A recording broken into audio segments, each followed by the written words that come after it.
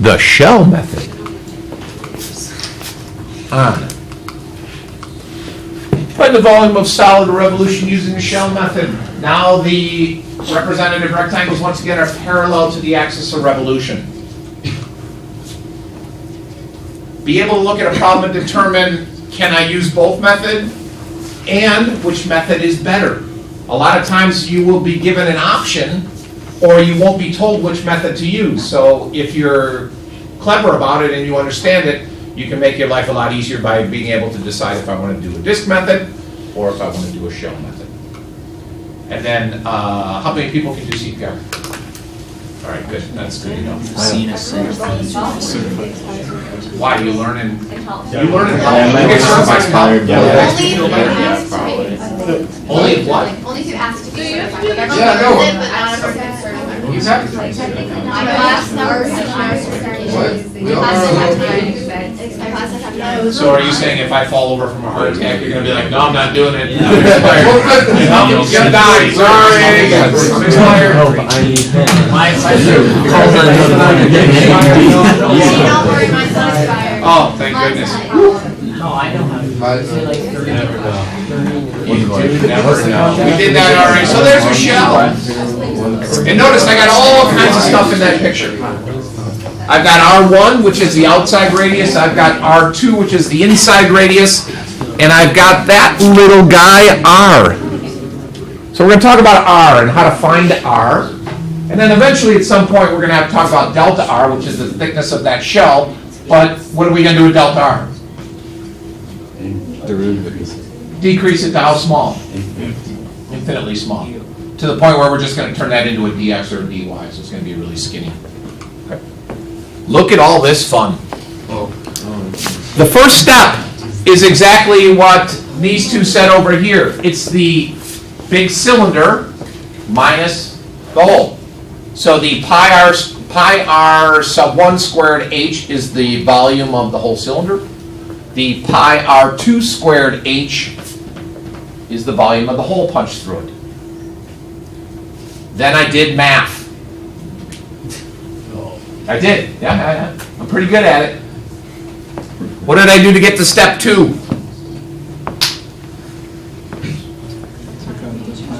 Factored out of pi h. What did I do to step 3?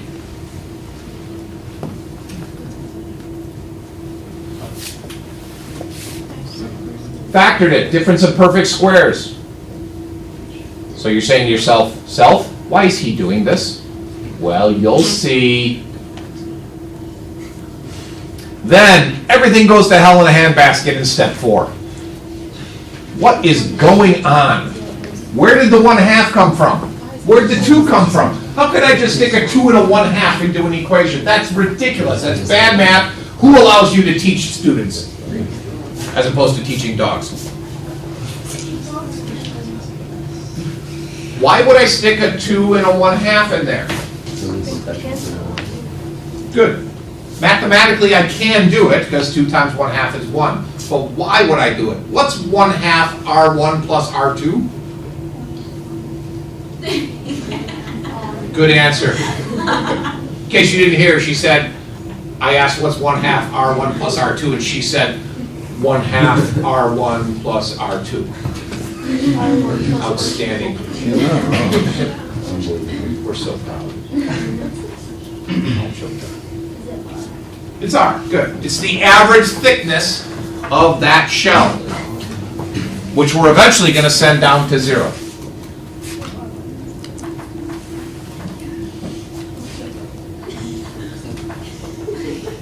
Here we go. Okay.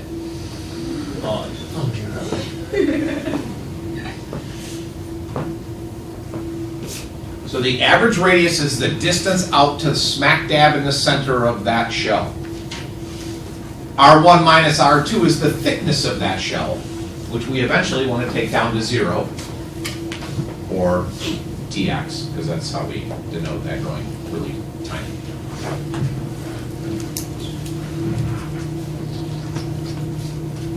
How are we doing so far?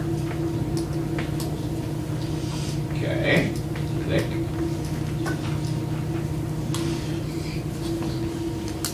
So all I did is I took that last statement there, and I subbed in what's over on the right. I know that 1/2 R1 plus R2 is the average radius. I know that R1 minus R2 is the thickness of that shell, which we'd like it to be very tiny, dx, and I end up with that guy. The most important thing there is that last sentence. 2 pi times the area of the rectangle times the distance that that rectangle is away from the axis of revolution. All of that other stuff just gets us to that statement. Isn't it? Now, I'll be honest with you, if you're a memorizer, this is going to be difficult because you will see in a minute the subtle differences between shells, discs, and washers. And if you just try to memorize, you might run into some problems. It's better to understand, and that's why I wrote it in that form instead of just blasting a formula your way.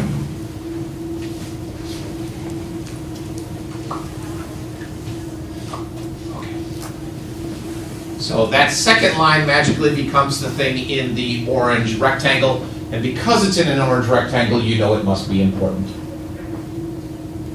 X is the distance away from the axis. It won't always be X. Sometimes it'll be X minus something or X plus something. We'll cross that bridge when we get to it. What's f of X times dx? Beautiful. Area of the rectangle. F of X is your Y value. It's the height of the rectangle. Dx is the thickness, which we'd like to be very small. Therefore, when you multiply those two together, you get the area of the rectangle. With a 2 pi out in front. Oh, look, discs and washers have a pi out in front. Shells have a 2 pi. That's confusing. Oh my, what will I ever do? What will I ever do?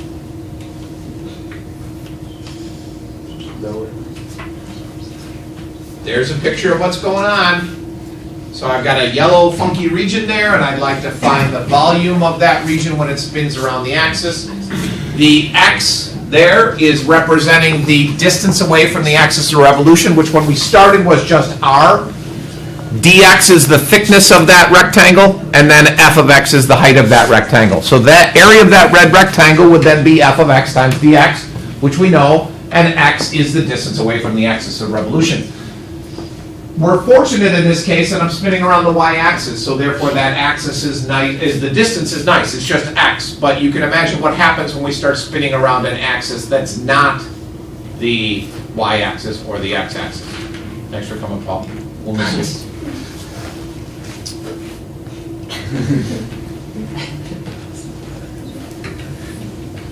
Okay. Yeah. Okay. Was that gum? Yeah. Oh. So you just knocked the boogie in the garbage. Find the volume of the generated by revolving the area between 6x minus x squared and y equals 0 around the y-axis. What can you tell me about the function 6x minus x squared? It's a parabola. Upside down or right side up? Upside down. Upside down. Let's pretend you didn't have the slideshow in front of you. Or let's pretend you didn't have a calculator, or let's pretend you didn't have Desmos. How could you graph that thing? Plug in points. What points would you want to plug in right away? 0. 0, good.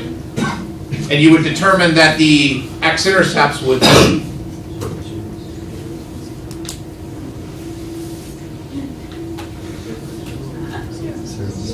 0 and 6.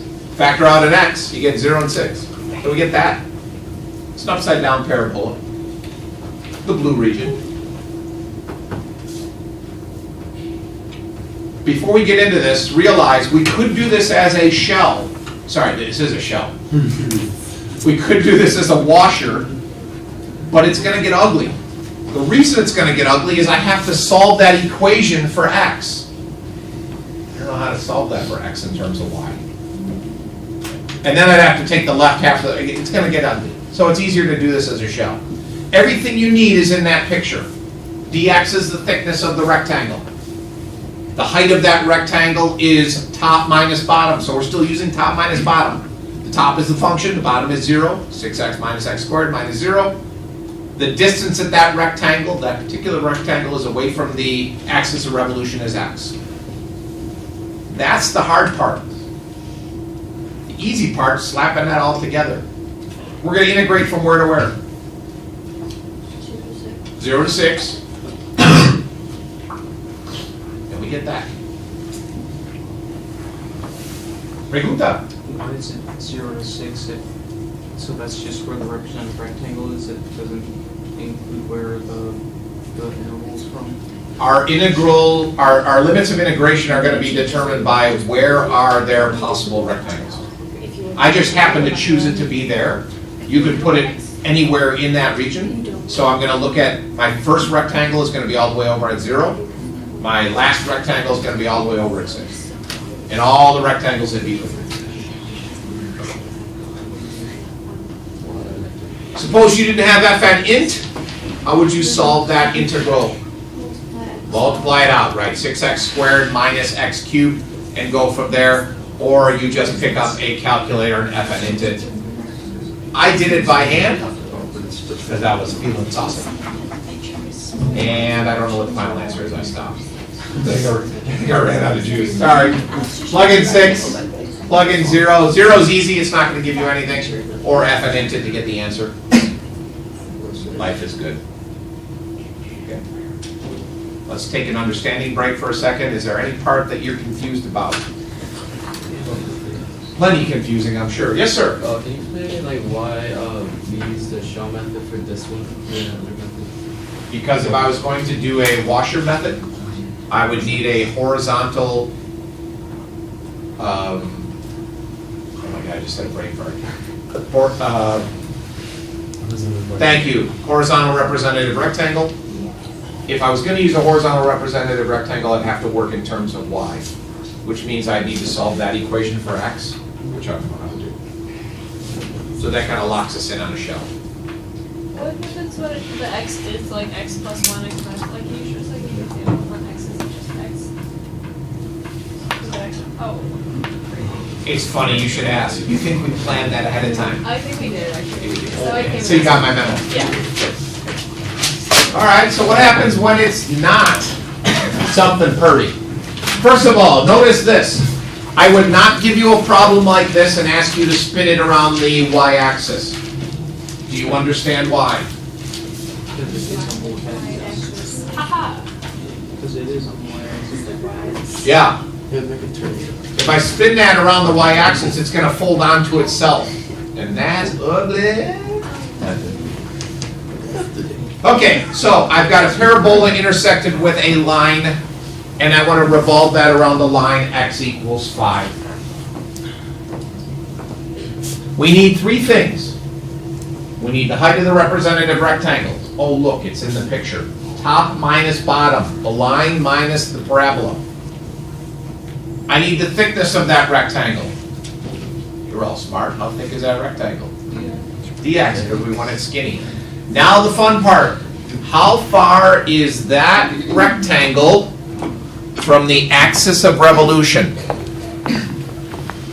For those of you that are visual learners, I'm asking, how long is that?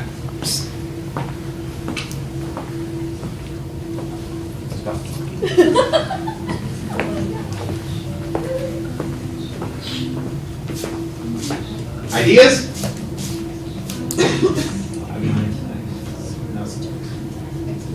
How much? Why?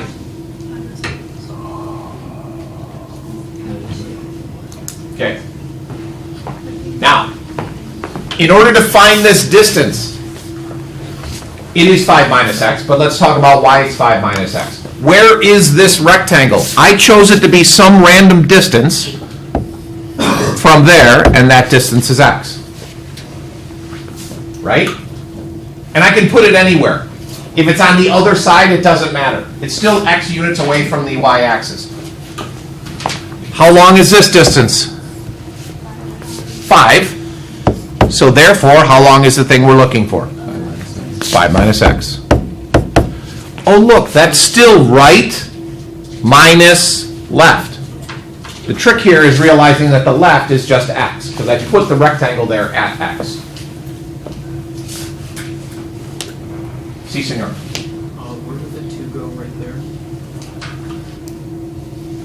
When you're you're doing top minus bottom? That's an outstanding question.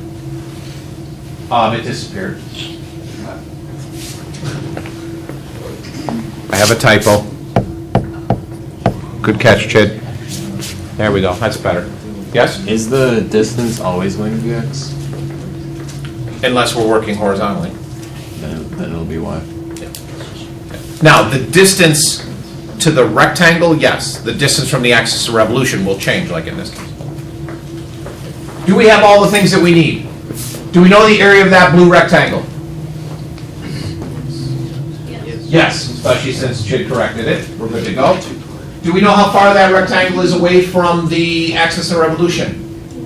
Yes. Multiply those together, stick a 2 pi out in front of it, because it's a chow. We're integrating from where to where? -1 to 2.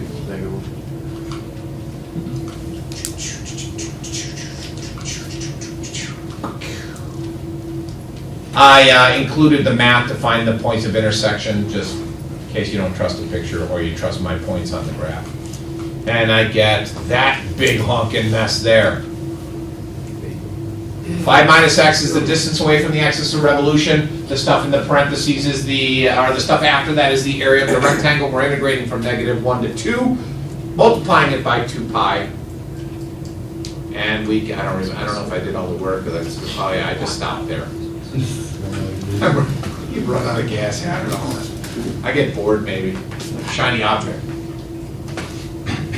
You can all integrate that though, right? 1/4 x to the 4th minus 2x cubed plus 3/2 x squared plus 10x, plug in 2, plug in -1, subtract, take that final answer, multiply it by 2 pi, and you get some answer, or fn is. Okay? We good? How could we make it more interesting? Trig! Absolute value would be a good one. Let's go. Any other ideas? Imaginary numbers, good. Let's graph on a 3-dimensional scale. Nolan? Spinning it to the other side of the origin, like from quadrant 1 to quadrant 3. Oh, across the line y equals -x. That's the rotation, not just, yeah. Yes. Let's make the axis of revolution not a vertical or a horizontal line. There we go. That's the kicker right there. Let's take that region and spin it around a different parabola. I don't even know, that would violate the laws of time and space. What we didn't do, so we had, let's go way back. We've got a shell around the y-axis working with vertical rectangles. We've got a shell around a different axis still working with vertical rectangles. So what we didn't do, which I have in the last example, which I'll go through quickly because I'm sure you understand what to do, is if we revolve around a horizontal axis. Kablamo. Look how cool that looks. Looks like a cave.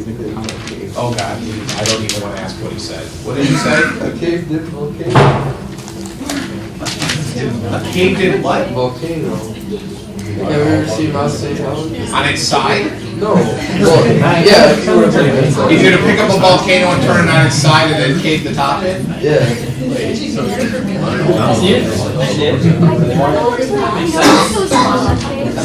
What does it look like?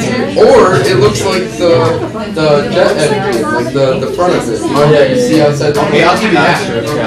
Which would actually probably be somewhat similar to where you would use something like this if you're manufacturing the cowl for a jet Ow, engine. that's what it is.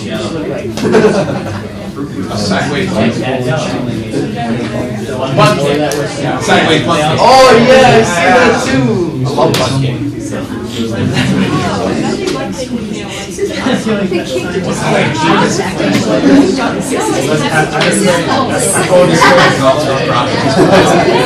All right.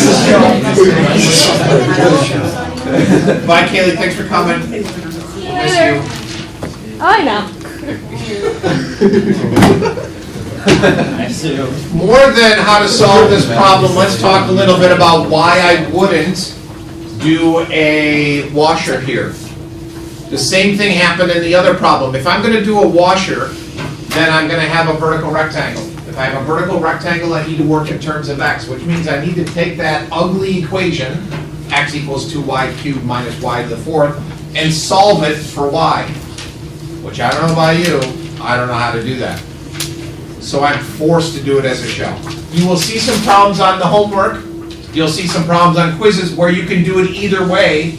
However, you will also see problems like this where you have to get locked into shells. Everything I need is in that picture. I know the area of the rectangle. I know the distance that rectangle is away from the axis of revolution. I know that there's a 2 pi out in front, and I know that I'm integrating from 0 to 2. So there's the area of the rectangle. Right minus left, again, the function minus 0 times the thickness dy. The distance is y, because we're just going around the axis, y minus 0. Put that all together into that puppy.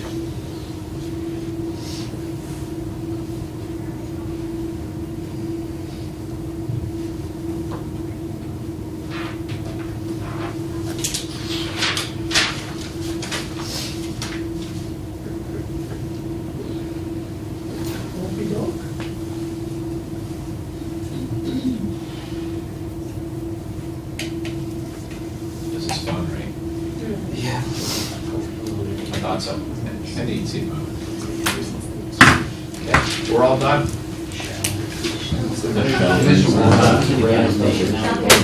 I'll get it, don't say anything. Shell Yeah, all right. Yeah, it says in big letters, shell. If they don't get it, all of the turtles. Ninja Turtles. Oh! Are you serious? I thought it was just like.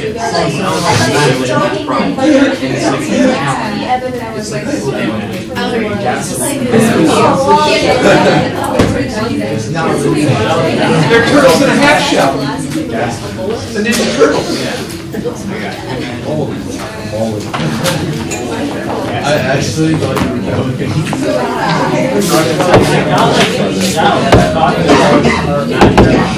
Technology.